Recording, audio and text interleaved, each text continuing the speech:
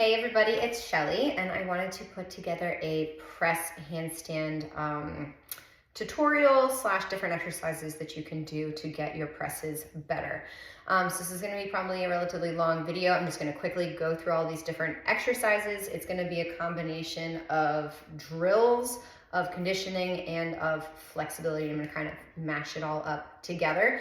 You will want to do reps of all of these exercises, but again, I'm more just going to break down how to actually do them. This is not for people that are learning to kick up to the wall or anything like that. You should be able to already do a pretty decent handstand. You don't necessarily have to have a handstand out in the middle of the room as far as like holding it. You'll still be able to find a lot of useful drills in this video, but you do need to know how to cartwheel out. That's super, super important. First things first, you're gonna start in a squat position. Your bottom rib is gonna touch the top of your thigh, okay? You're gonna extend your arms out just like this. So you're maintaining this flat back position, and then you're going to extend your legs, really trying to keep the thigh touching that bottom rib. Don't round in your back, flat back. So we're gonna try to aim for this position while in your straddle or in your 7 position, okay? So let's do, again, it's kind of up to you how many reps you want to do of everything. I would probably say 10 or so, focusing on that flat back, trying to replicate this hamstring stretch once you're in your straddle handstand or your press. Next, what you want to do, we're going to do a tuck stretch against the wall. So it's more like a down dog. So you can go ahead and put your knees on the wall, and you're going to stretch those shoulders open, really focusing on trying, again, to get the thigh to touch the bottom rib. From here, keep the thigh touching the bottom rib. You're going to extend the legs, keep sending your hips backwards. I highly recommend having a mirror or something on the side so you can look at yourself, making sure that your form is good. From here, see if you can actually walk your feet lower, still keeping the shoulders open towards the wall. As soon as the shoulders start to drift forward, it's going to get really heavy really fast. So hips back. How low can you bring those legs in this 7 position while still keeping the chest towards the wall? Next, we're going to do back super flat. Hands are going to be on the floor, and you're just going to go up and down like this, making sure you're not shifting back and forth and you're not rounding into your back. For presses, you want to actually keep your back nice and flat. Standing move. From here, you're going to jump, bring your chest to the wall. Okay, so you can do just some like pulses here, a little bit more jump, and then chest goes to the wall, really focusing on pulling the hips back. What you don't want to have happen here is catching yourself forward and then having to move to the back, okay? Working on press handstands requires a lot of shoulder strength, and there's only so many drills you can do before you really have to let your shoulders rest. So while you're letting your shoulders rest, I highly recommend that you work on your pancake flexibility. The wider your pancake is, the less forward you have to lean in your press handstand, which means the less you have to work, okay? So pancake. You can start with your hips elevated, really making sure that your back is nice and flat, and then you're going to reach forward, okay? So from the side. You really want to make sure that you can flatten out, so you're not rounding like this, really, really flat, almost thinking of like this anterior pelvic tilt as you reach forward. If that is easy, go ahead and do your pancake on the floor. If that is easy, elevate your feet, okay? Right now, I'm just on these 2 yoga blocks. It's really, really easy for me. So I want you to keep challenging yourself on your pancake. Elevate your feet. You can elevate your feet up to here. Yeah, keep going, keep going, keep going. Reach as far forward as you can. The other thing you can do to intensify this pancake stretch, hinge forward, go as low as you can, and then bring your hands behind your head. I would not recommend starting like this, because then 1, you have to really like push down into your heels to keep yourself from like falling flat, and 2, like you don't need to break your nose falling down like that. That'd be silly. So fold forward as much as you can, move your hands behind your head. In addition to working on your pancake, let's work on your middle split. So we can start with a froggy. So on your knees, and you're gonna slide your knees out. You want them to stay in the same line as your hips. Okay, so this is froggy. You can do 1 leg extended in your frog, and you can do both legs extended going into your middle split. In order to sink even lower in my middle split, I kind of squeeze my glute med, and that helps me to sink my hips lower. Again, don't just settle for middle split on the floor. If you're like this far away from touching on the floor, you need to be doing over split. So elevate 1 foot, elevate 2 feet, go ahead and work on getting down into your middle split. Another awesome way to intensify your middle split stretch is to start with your weight on your hands, and then you're going to slowly walk your hands forward like this. Don't put your elbows down on the floor. Try to do like this hollow body. It makes it very, very intense. But again, having that really nice wide open middle split, I'll show you. If my middle split is super open, I barely have to lean forward at all because of how mobile my hips are. Okay, so I don't have to work nearly as hard. My press doesn't require nearly as much stretch or strength if my middle split is nice and open. Last one you can do is a middle split slide through. So starting in a pike, reach those hands forward, reach, reach, reach. And I'm thinking about using my legs like the oars of a boat to like move myself through the water. So rather than pulling with your arms, use your legs to try to slide forward more. Again, flattening out right here, rotating all the way through. Now what we're gonna do is work on your tuck and your straddle handstand. It's really, really important that you're super confident with your tuck and your straddle handstand with those hips behind you and even like cartwheeling out from that position. What I often see when people are working on presses is that they're a little bit uncomfortable with going to that position, and so you get stuck here in your press because you don't wanna let it go over. So before even working on the strength part of it, you have to build up the confidence. So this one's really nice for getting you super comfortable. Hips are gonna stay back behind you, and you're gonna go into this tuck. So here you should be nice and light on the wall, okay? Really, really light. If you're leaning on the wall, or if it's super heavy in your shoulders here, you're not in the right position. Chest has to be towards the wall, hips have to be behind, and then you can open up to your straddle, squeeze your butt, take your feet off, come back to tuck, okay? Just working on that. You can even stay close to the wall and go tuck to straddle. See how my thighs are all the way down at my ribs. I'm not arching in my lower back here. All this is super important. And then from here, what you want to do is go to your straddle and then cartwheel out, okay? Just to make sure that you're super confident with falling out of your straddle handstand.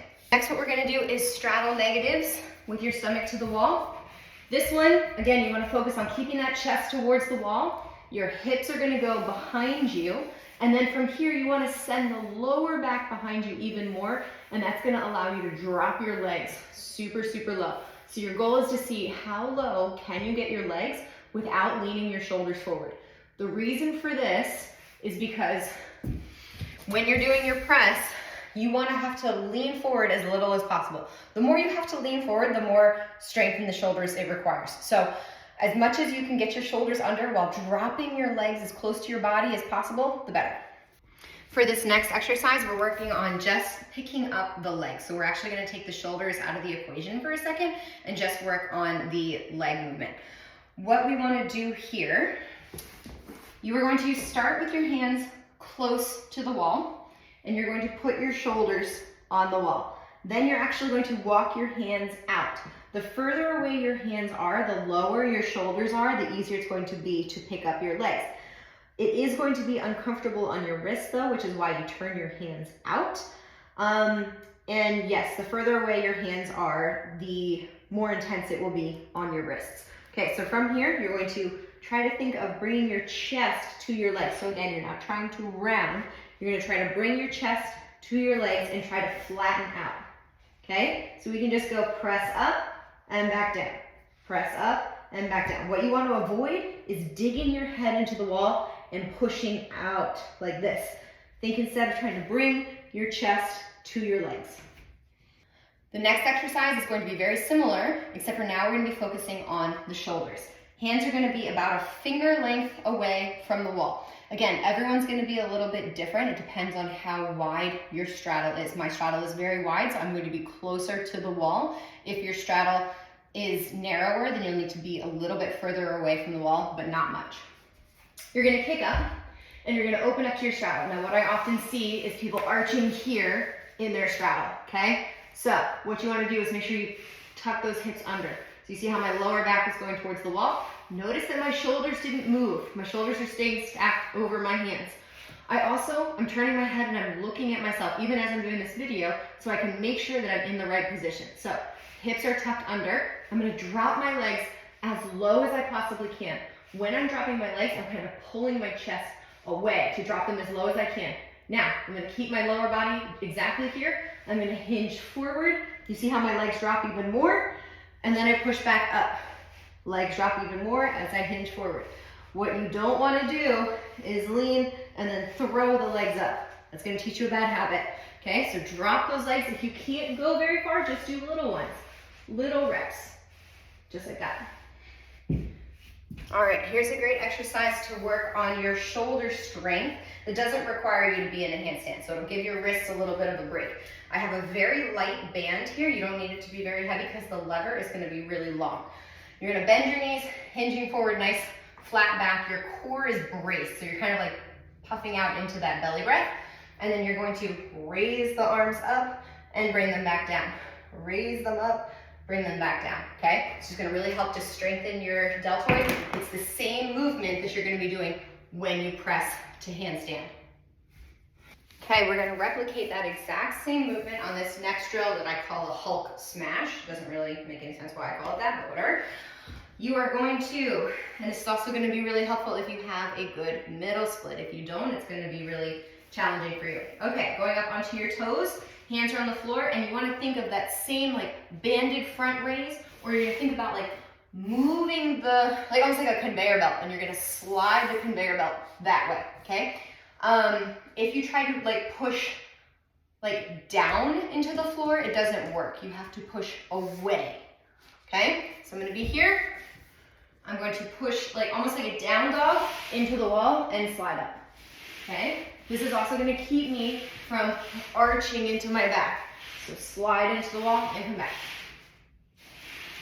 Now what we're going to try is like a push-up position sliding into a pike. I'm gonna start on something really, really tall, and then you can work on something lower and lower and lower. First of all, when you do this exercise, your goal is to press up, hit the straddle, and then cartwheel out. If you're doing it on something high enough, your hips should easily be able to come behind the shoulders, and it should be almost no work at all to pull into the straddle. If you find that it is really, really difficult, most likely the issue is fear, and it's not actually strength or flexibility. So if I'm here, my feet are elevated very, very high. I'm going to lean my shoulders forward at first, and then I'm going to pull my chest under as I'm pulling my hips behind. Now, as you can see, my hips are already far behind me, so it's really no work at all to pull my legs into that straddle position. They actually even drop down a little bit. So again, if you're having trouble with something at this height, your problem is more of the fear of going over than it is the actual strength and flexibility. As you go lower, you can start to just work on reps of this. So in a push-up position, slide into the pike. Push up, slide into the pike. Do a whole bunch of those, just like that. Then if it's feeling good, keep leaning, open the legs. If at any point you're feeling kind of stuck at like going to the next level, like you can do it at one height, but then you can't do it at like that like slightly lower height, do reps at the higher height so that you can start to build more strength there, and then the lower set is gonna happen a lot easier. Another great conditioning exercise is gonna be pike push-ups. So I start with my feet up against the wall, and I'm extended in this down dog position. My elbows are gonna track like backwards instead of going out to the side. They're gonna track backwards, and my head is gonna go down towards the floor and press back up. So I'm not arching my head. The top of my head is gonna touch the floor. If this is too intense, put a yoga block in front so you tap the yoga block and come back. As you get stronger, you're gonna want to elevate your feet. So you're gonna be more in this elevated pike position. Again, tracking the elbows back. Your head is gonna reach a little bit more forward, and then you'll press back up. Now let's go ahead and try your forearm stand press. So I'm actually gonna let my hands overlap, and I'm gonna be really, really, really close to the wall. So this way I can let my hips touch the wall rather than like throwing my legs up and over. On this exercise, again, you wanna be thinking about bringing the chest underneath by almost like sliding the floor towards the wall. okay? So I'm gonna be here. I'm gonna cross my hands so I can be like super, super close. I'm even like bending my fingers so I can be closer to the wall. Okay, you don't wanna let those elbows splay out, and I'm gonna try to push my chest towards my legs as my hips are going out. Push my chest towards my legs.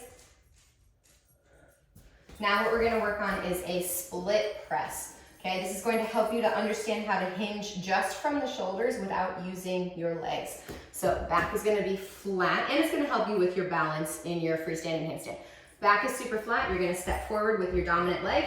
Back leg reaches up, you're gonna hinge forward, and then as your hips come up, your chest comes underneath until this foot floats off. Go ahead and keep opening the shoulders, keeping this front leg down, and then you're gonna maintain this thigh to rib contact as you hinge forward.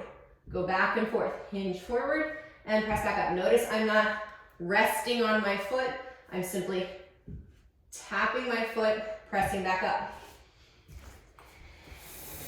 Again, you wanna just start to go lower and lower and lower on these. So you can start to go on yoga blocks, and wherever you like start to get stuck and you can't get off the ground, go a little bit higher and do reps there. From the floor, it's gonna look like this. Back is flat, thighs touching the rib, you're squeezing your butt to pick up this back leg. I'm gonna go up onto my toe and I'm hinging forward. Notice I'm not rounding. I'm hinging forward right here, and then I'm gonna start to press underneath of myself. Then from here to come back off the wall, I'm leaning forward over my fingers, tap the floor, press back up. Now we're gonna work on a super heavy exercise where we're basically going into like a planche handstand. So you're gonna start pretty close to the wall, and then we'll start to move further and further away. So from here, butt is squeezed, you're gonna tuck your hips under. So I'm not letting my butt go behind like before. Hips are squeezed, or butt is squeezed, hips are towards the wall. I'm gonna hinge forward over my fingers and press off the wall. Hinge forward, press off the wall, okay? Start to move forward. It's going to get heavy very quickly. Hinging forward, pressing off.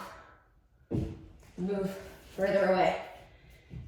Hinge forward. Notice that I have to hinge more and more forward the further away my hands are. Okay? Lean forward and press up. Now we're gonna change things a little bit, and we're gonna be working on pressing through the side or through a flag position. So this is gonna help you with your puppy press, and it's also gonna help you with like straddle side bends. One of the biggest things I notice that people have trouble with is like understanding how the orientation of the legs work. So we're gonna set up, wall is on my left side, my feet are about a foot away from the wall, and I'm going to lean my hips onto the wall. So I'm in this diagonal line. This left hand is gonna turn, fingers are pointing towards the wall. I'm gonna hug my right knee in, and then I'm going to rotate and open out into the room. So I'm really pushing my chest out into the room, and then I'm gonna extend this leg here, just like this.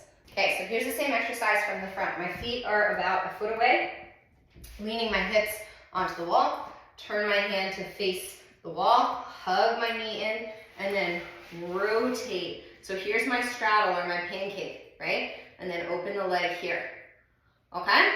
From here, what we're gonna do is we're gonna reach up and over. Super, super important that your hips stay on the wall. I'm going to go up onto my toe, and notice how I'm like turning. I'm not staying sideways like this. I'm kind of turning the shoulder so it's more overhead. Okay, I'm gonna fall and cartwheel up into my handstand. I'm going to show you that same thing with your feet elevated. So you're going to start on your knees elevated. Now, something that's really important, if you have a narrow straddle, you're going to want to move your feet further away from the wall. So this tends to be where people get stuck, is that they don't move their feet far enough away from the wall. So you're going to start on your knees, turn your hands toward the wall. You're gonna stand up, you're gonna put your butt on the wall, and then you're gonna move your feet further away from the wall. Okay, my hands are about a finger length away. I'm going to stand up. I'm gonna put my hips on the wall. You cannot put your shoulders on the wall here. You're never gonna be able to get off the wall. So you have to pull your chest. Notice I'm pulling my chest towards the camera. From here, I'm gonna walk my feet further away. I'm gonna hug this knee in and open everything to the side. So I've just rotated my chest. I'm pulling my chest through, my hips are staying back behind me, and then you can open up into your straddle. I'm gonna show you the exact same exercise from the side so you can see how my hips go behind and my shoulders come away. So, turning my hands, standing up, leaning my hips on the wall. I'm going to twist away from the wall, hug this knee in, open up, pull my chest away, away, away. You see how my hips are behind, my shoulders are open, and then open up into your straddle. You can do this exact same exercise, but now we're gonna turn it around. So stomach is going to be facing the wall, hands are gonna be away. So now you want your feet super, super close. Your hips have to be behind you, okay? You're gonna be here. You're gonna stand up. Your feet are gonna be close to the wall, but you have to still have the hips behind. You can either hug this leg in or you can trace it up and over, but notice how my hips are staying behind the shoulders, and then it'll easily float up into the handstand. Now let's go ahead and work on the actual press itself. So I would recommend starting on an elevated surface with your legs together, because your legs together, your hips are gonna be the highest. Okay, so I'm gonna walk my feet in as close as I can. So from here, I might have to shift forward a little bit. Notice it's not just the shoulders and my thighs coming away. It would be my thighs touching my ribs and everything shifts over my fingers. Then I open up to the straddle and I pull underneath. The same applies for if you're doing your press on the floor. So I'm going to come forward, but again, I'm not leaning forward and getting all this distance between my thighs and my ribs. My thighs want to stay in close, and my back has to stay flat, not rounding like this. So hinging, your thighs stay close, and then pull underneath. Now, believe it or not, standing press handstands don't actually require a lot of ab strength. However, Stalder presses do. Stalder presses require a lot of ab strength. So what we're gonna work on here is some body saws, okay? You're going to be in a plank position on your elbows, and then you're going to hinge backwards, trying to tap your chest to the floor and coming back up. Don't let your hips droop and don't stick your butt up. Keep a nice tight body. Try to go all the way back and come in. Next we have our tuck planche. Tuck planche is going to be super intense on the shoulders as well as in the core, and it is also going to be vital for doing that like straddle L sit position. So you're going to be in a tuck or a squat position. For here, you really want to push and round and pull those ribs in as much as you can, staying strong in the shoulders. And you're going to go here, and you might just start with like trading legs, and eventually you want to work on being able to hold your tuck planche. Another great exercise to work on is compression, so leg raises.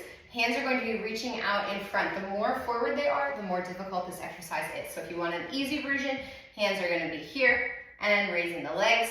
To make it more challenging, reach those hands out in front of you and raise your legs. Again, this isn't super important for a standing press. This is going to be for when you do either like a pike press or a straddle press. Next up, we have straddle, Stalder, holds. So you can start in like a squat position. Notice I'm not squeezing my legs onto my arms. I have to hold my legs up independently of my arms. So I'm gonna be here, I'm gonna kind of squat down, and then I'm going to try to extend my legs. If that is really, really difficult, feels impossible, try elevating your hands on like some yoga blocks or some handstand blocks to give your feet a little bit more clearance.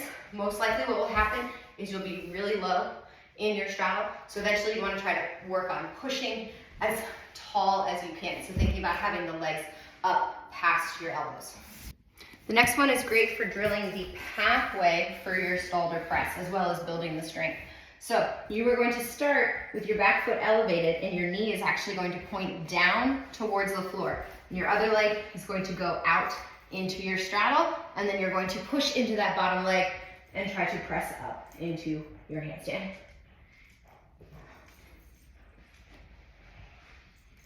Next, what you want to work on is a standing straddle lowering down into a sitting straddle. So you might want to wear socks for this one. You can be here and then just slide your feet on the floor and pick your legs up at the end, or you can do it from standing, take the feet off and hold them off the whole time. And then next what you want to do is your standing straddle, press up, and then work on the negative all the way down to sitting. And then the final Stalder drill that you're going to do is a sitting straddle, and you're going to press up into a headstand. Then what you're going to do is continue to elevate these blocks until your pretty much arms are straight, and then from there you would work on your full Stalder press. So it's going to look like this. In your straddle, rock back, pushing up, and then you're going to bend forward, place your head on the blocks, and press up. And then you can work on coming back down.